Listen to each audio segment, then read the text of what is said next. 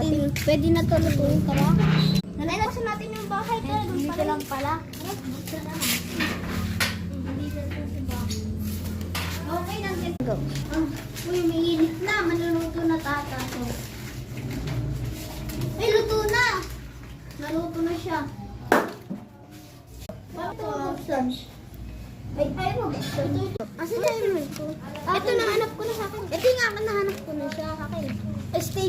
At sa pala yung assignment natin, tara magugas muna tayo sa ilog kasi madumi na natin yung paan natin kasi nahuli tayo ng baka magalit sila mama. Tara. Kaya nga, tara. Ay, may dagat. Doon na tayo magugas. Dagat? Hindi mo na mababa. Hindi mo na, mahirap na naman talaga. Baba, madulas ako dito, kuya.